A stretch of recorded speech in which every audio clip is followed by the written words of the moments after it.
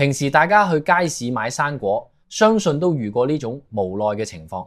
望住新果檔上面果滴外表紅潤靚麗、大大個好飽滿嘅火龍果，買到返屋企一刀切開，食落口先發現滴果肉變酸，味道淡茂茂，好似飲白滾水柑。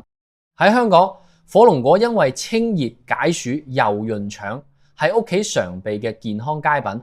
不過面對一大堆紅肉同白肉嘅火龍果咧，好多時俾咗錢都食唔到好味道。今日就同大家分享幾個老行尊嘅獨門揀果技巧，保證只要掌握咗呢啲方法，以後揀出嚟嘅火龍果全部都係果肉飽滿嘅靚果，再都唔會花冤枉錢。首先要區分白肉同紅肉火龍果嘅營養價值，揀啱適合自己嘅。火龍果主要分紅肉同白肉，兩者嘅營養側重點有明顯分別。紅肉火龍果嘅甜菜紅素含量係白肉嘅15倍，呢種天然色素係抗氧化物質。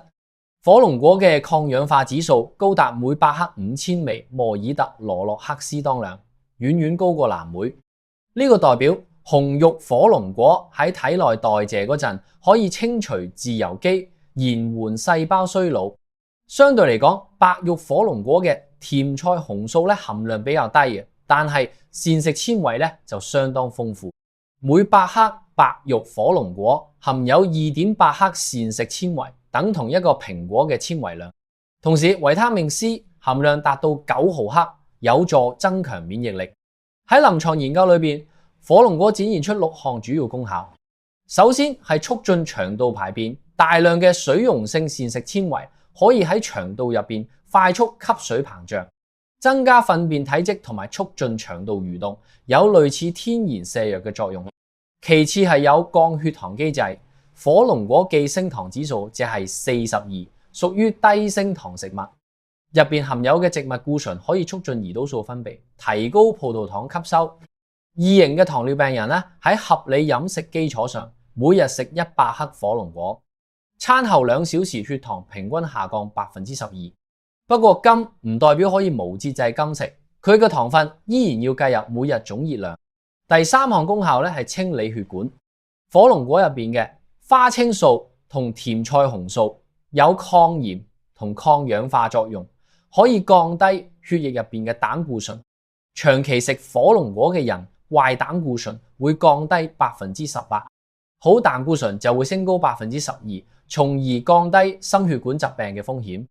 第四係抗衰老，花青素同甜菜紅素可以深入細胞，修復受損嘅 DNA。根據記錄，每日食火龍果嘅受試者，膠原蛋白流失速度減慢咗 30%， 皺紋同色斑都明顯減少。除此之外，火龍果仲有其他附加價值。每百克白肉火龍果只得56千卡熱量，比蘋果低 10%， 而且可以提供飽肚感。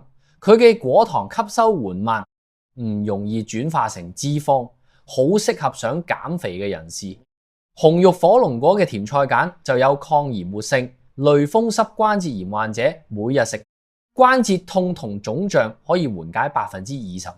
另外，火龍果含有豐富嘅玉米黃素，可以喺視網膜黃斑區聚集，過濾有害藍光，預防視網膜病變。不過食火龍果都存在3大潛在風險。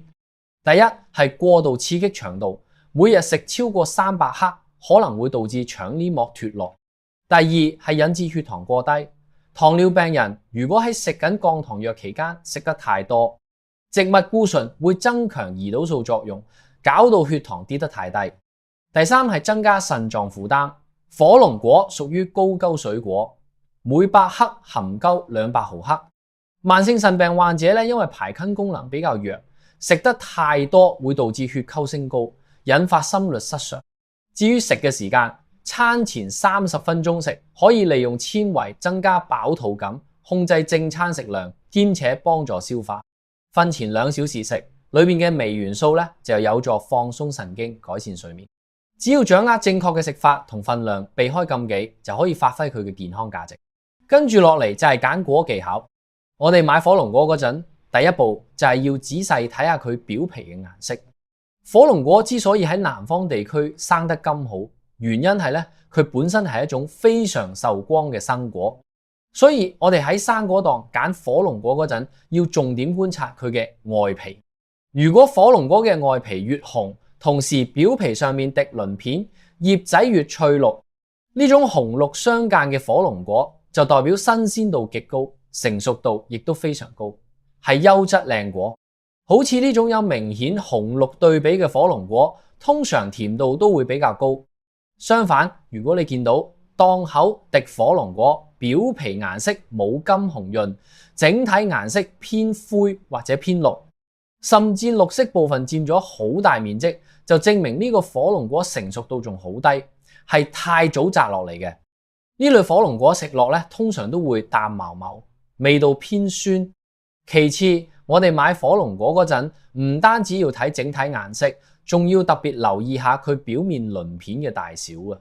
火龍果喺未成熟嗰陣，果皮生出嚟嘅鱗片通常都係比較闊大嘅，但係隨住火龍果不斷生長同成熟，裏面嘅果肉會越嚟越多。呢個時候表面嘅鱗片反而會被撐到越嚟越細嘅。揀火龍果嗰陣咧，一定要仔細對比下滴鱗片大小。如果鱗片特別大咧，裏邊咧嘅果肉咧其實相對比較少，果皮亦都會比較厚。同時咧都要留意下鱗片同鱗片之間嘅距離。有滴火龍果表面咧鱗片嘅距離比較闊，有滴咧就生得好密。如果鱗片之間距離越闊，就代表個果實發育得越好，成熟度越高。如果揀果陣見到鱗片之間嘅距離好逼、好緊湊，就證明呢個果實生長嗰陣冇吸收到足夠嘅陽光同養分。呢種缺光又缺養分嘅火龍果，味道肯定唔好食啦。所以我哋買嗰陣，除咗睇鱗片整體大小，仲要記得觀察鱗片之間嘅距離闊滴，先代表佢係更優質嘅。緊接住落嚟，我哋要重點睇下火龍果頂端嘅果蒂部分。如果發現果蒂因為存放得唔好而有明顯損壞，又或者果蒂周圍已經開始發毛，咁就千祈唔好買啦。我哋應該揀滴果蒂周邊睇落飽滿結實、顏色鮮豔嘅火龍果。呢種火龍果一定係新鮮摘落嚟冇耐，新鮮度極高嘅。調轉頭睇，如果你發現火龍果果蒂附近嘅皮咧已經開始皺皮，顏色仲有滴發黑，呢種火龍果咧就代表已經擺咗好耐。而且順住果蒂向下望，會見到佢成個果身都開始有滴皺皮。好似呢滴起皺發黑嘅火龍果已經非常唔新鮮，雖然表皮未必睇得出徹底腐壞，但裏面包住嘅果肉已經開始變質，食落去會有一陣酸味。最後仲有一個非常實用嘅方法，呢個方法唔單止啱用喺火龍果，揀任何生果都一樣得。就係我哋可以直接將個生果拎上手稱下，用重量去辨別水分有幾多。兩個大小差唔多嘅火龍果，用兩隻手分別拎起稱一稱，無論係邊種新鮮生果，佢嘅水分一定係好足嘅。如果生果擺得太耐，裏面嘅水分就會嚴重流失。當你同時稱起兩個大小一樣嘅生果嗰陣，就可以明顯感覺到擺得耐果個生果會輕好多。呢種輕飄飄嘅生果食落口感就會軟爛兼且冇味。相反，如果稱上手覺得重手好有分量，咁呢個火龍果就證明非常之新鮮，裏面水分好足，營養成分亦都好充足，絕對係優質靚果。關於揀靚火龍果嘅方法就分享到呢度，大家以後再去買火龍果嗰陣，只要跟住上面呢啲方法慢慢揀，就一定可以揀到優質、鮮甜、多汁嘅火龍果。如果呢啲內容幫到你，記得俾個 like，大家都可以繼續關注我哋，下次再見。